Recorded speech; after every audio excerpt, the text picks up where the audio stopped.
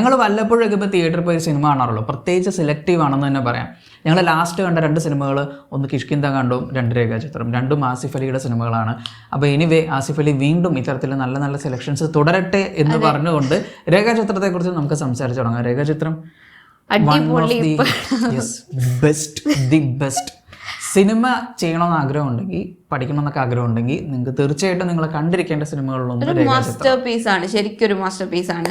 ശരിക്കും പറഞ്ഞാൽ ഈ സിനിമ എല്ലാ രീതിയിലും എല്ലാ ആസ്പെക്റ്റിലും ഭയങ്കര ബെസ്റ്റായിട്ടുള്ള ഒരു സിനിമയാണ്. ഇതിൻ്റെ ഡയറക്ഷൻ, ഇതിൻ്റെ സ്ക്രിപ്റ്റ് റൈറ്റിംഗ്, ഇതിൽ ചിന്തിച്ചിരിക്കുന്ന ഓരോ മൈന്യൂട്ട് ഡീറ്റെയിൽസ് എല്ലാം ഭയങ്കര സൂപ്പറാണ്. അതെ, സിനിമ OTT വന്നു കഴിഞ്ഞപ്പോൾ അതിൻ്റെ സിനിമാറ്റിക് ബ്രില്യൻസുകളെ കുറിച്ചുള്ള ഇപ്പോൾ കുറേ റീലും പോസ്റ്റും ഒക്കെ വരുന്നുണ്ട്.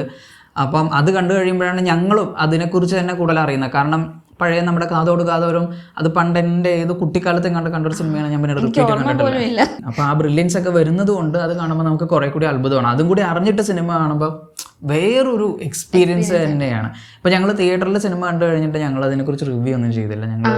നമ്മൾ തന്നെ ഡിസ്കസ് ചെയ്തുകൊണ്ടിരിക്കുകയായിരുന്നു അതിനെക്കുറിച്ച് ഫുള്ള് ഡിസ്കഷൻ സംഭവങ്ങളായിരുന്നു. അത് കഴിഞ്ഞ് ഞങ്ങൾ OTTയിൽ ഇപ്പോൾ കാണുമ്പോഴാണെങ്കിലും ഈവൻ ദോ നമുക്ക് അതിൻ്റെ സസ്പെൻസും അതിൻ്റെ ക്ലൈമാക്സും കാര്യങ്ങളും എല്ലാം അറിയാം, എന്നിട്ടും അത് കണ്ടപ്പോൾ we felt that goose bumps.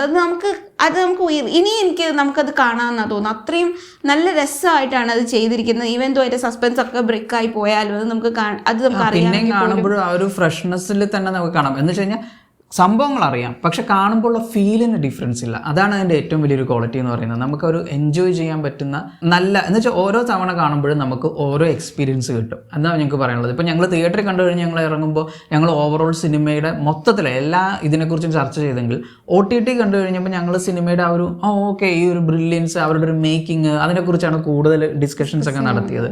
പക്ഷേ എനിക്ക് തോന്നുന്നു ഇനിയും നമുക്ക് കാണുകയാണെങ്കിൽ അതിലെ ഓരോ ആക്ടേഴ്സിൻ്റെ പെർഫോമൻസിന് നമുക്ക് ഫോക്കസ് ചെയ്യാൻ പറ്റും. ഈവൻ ഇതിനകത്ത് എല്ലാ ആസ്പെക്റ്റും ഭയങ്കര ബ്യൂട്ടിഫുള്ളി ഒരുമിച്ച് വന്നതുകൊണ്ടാണ് ഈ സിനിമ ഇത്ര പെർഫെക്റ്റ് ആയത്. ഇതിൻ്റെ ഡയറക്ഷൻ, സ്ക്രിപ്റ്റ് റൈറ്റിംഗ് ആൻഡ് ഇതിൻ്റെ സിനിമോട്ടോഗ്രാഫി, ആക്ടേഴ്സ്, പെർഫോമൻസസ്. ഇതിൽ പെർഫോമൻസ് ശരിക്കും പറഞ്ഞാൽ ഇതിൻ്റെ ലീഡ് ആക്ടേഴ്സ് ആയിട്ടുള്ള നമ്മുടെ ആസിഫ് അലി, അനശ്വര രാജൻ, അവർ മാത്രമല്ല ബാക്കിയുള്ള എല്ലാവരും ഭയങ്കര സൂപ്പറായിട്ടാണ് പെർഫോം ചെയ്തിരിക്കുന്നത്. അഭിനയിച്ചിട്ടുണ്ടായിരുന്ന അഭിനേത്രിയാണെങ്കിലും എല്ലാവരും ആ ഒരു ഇമോഷൻ കൺവേ ചെയ്യുമ്പോൾ നമുക്കത് ഫീൽ ചെയ്യുന്നുണ്ട്. അവരുടെയൊക്കെ ഒരു സ്നേഹവും കരുതലും ഒക്കെ നമുക്ക് ഫീൽ ചെയ്യുന്നുണ്ട്. ഓരോ കഥാപാത്രത്തെ ഡിസ്റ്റിങ്വിഷ് ചെയ്യാൻ പറ്റുന്നുണ്ട്. പക്ഷെ ഏറ്റവും ഞങ്ങളെ പിടിച്ച് ഞെട്ടിച്ച് കുലുക്കി കളഞ്ഞത് ഇതിലെ വില്ലത്തിയുടെ റോളാണ്, പുഷ്പം. അതൊരു ഒന്നൊന്നര പെർഫോമൻസ് ആണ്. ഇപ്പം നമ്മുടെ ഇന്ത്യൻ ഇൻഡസ്ട്രി എടുത്തു കഴിഞ്ഞാൽ തന്നെ ഏറ്റവും മികച്ച ആക്ടേഴ്സ്, പെർഫോമേഴ്സ് ഉള്ളത് നമ്മുടെ ഇൻഡസ്ട്രിയിലാണ്. അതിൽ എനിക്കിപ്പോൾ യാതൊരു സംശയമില്ല. അതിൽ തന്നെ നമ്മുടെ നടിമാർ അടിപൊളി പെർഫോമേഴ്സാണ്. Zarin Shihab is one of the actress, best actress, deserve to get an award. Aattam സിനിമയിലാണ് ഞാൻ പുള്ളിക്കാരുടെ പെർഫോമൻസ് കണ്ട് ഞെട്ടിപ്പോയത്. ഇവിടെ വന്നു കഴിഞ്ഞപ്പം അതിൻ്റെ വേറെ ലെവലിലേക്ക് കൊണ്ടുപോയി. ഒരു രക്ഷയില്ലാത്ത പെർഫോമൻസ്. എനിക്ക് സീൻ വെച്ച് പറയണമെന്നുണ്ട്, പക്ഷെ അത് സ്പോയിലറായി പോകും.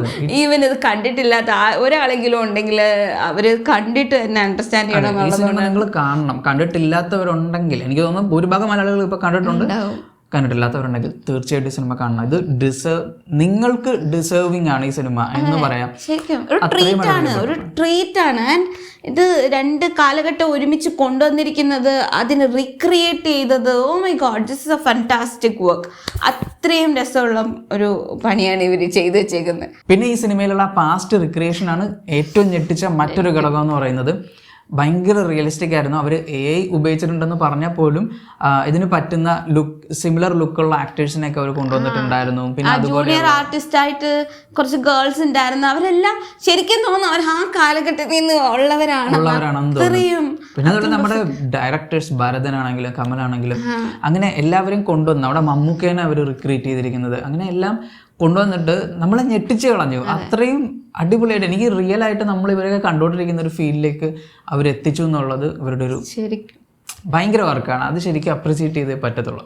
പിന്നെ അതിനകത്ത് ഇന്ദ്രൻ ചേട്ടൻ്റെ പെർഫോമൻസ് ആണെങ്കിലും, ഇന്ദ്രൻ ചേട്ടൻ പിന്നെ പറയണ്ട, ഓരോ സിനിമയിലും പുള്ളിക്ക് അങ്ങനെ എന്താ പറയുക, എനിക്ക് ഇഷ്ടപ്പെട്ടത് പുള്ളി സിനിമയിൽ വന്നത് തന്നെ കോസ്റ്റ്യൂം ഡിസൈനർ സ്റ്റിച്ചിങ്ങും എല്ലാം ചെയ്തിട്ടാണ്. അപ്പോൾ ഇതിലും അദ്ദേഹം ആ ഒരു എന്താ പറയുക, അദ്ദേഹത്തിന് ചിലപ്പോൾ ഒരു പഴയ ഓർമ്മകളിലേക്കുള്ള ഒരു തിരിച്ചുപോക്ക് ഈ സിനിമയിൽ ഉണ്ടായിട്ടുണ്ടാവും. അങ്ങനെ ഒരുപാട് നമ്മളുടെ എല്ലാവരുടെയും ഒരു പഴയ മെമ്മറീസ്, പ്രത്യേകിച്ച് 90s കിഡ്സിനൊക്കെ എനിക്ക് തോന്നുന്നു ആ ഒരു പഴയ മെമ്മറി റിക്രിയേറ്റ് എന്താ പറയുക ഒരു ബ്രഷപ്പ് ചെയ്തെടുക്കുന്ന ഒരു പ്രോസസ്സ് ഇതിലൂടെ നടക്കാനുള്ള സാധ്യത സിനിമ ഒരുക്കുന്നുണ്ട്. And it was amazing.